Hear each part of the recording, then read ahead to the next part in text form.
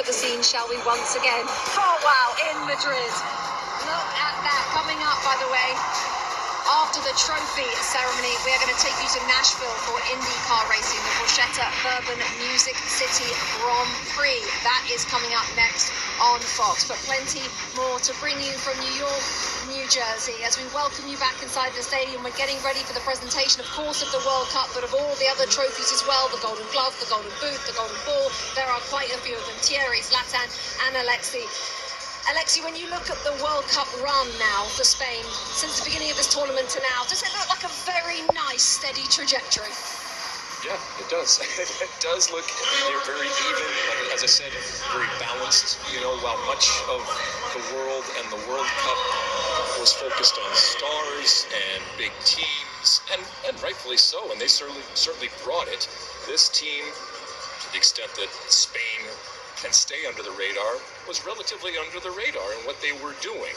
Getting the wins, not necessarily showing up when it came to the stat sheet in stars, but you had your Mbappes running around and doing what they were doing.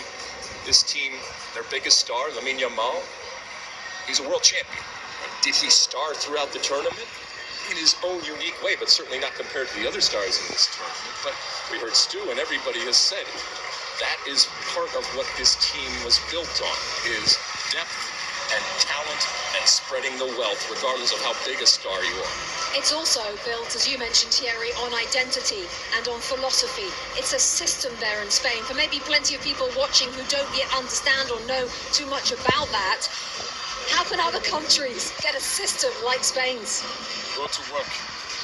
Think about how you want to go about it. At every level, play the same way. This is why they're dominating world football on every level, and it can be men and women. It doesn't really matter. They go about it the same way. But I wanted to add something very important, because before the break we saw Ferran Torres, and before the game we talk about Leo Messi. Don't ever give up. You know why? The World Cup for Spain started on a miss of Ferran Torres in a 6-yard box against Capo Verde. Everyone killed him. Spain cannot score. Spain don't have this. Spain don't have that. I said, be careful. Stay quiet and calm, because they don't concede goal and they're good on the ball.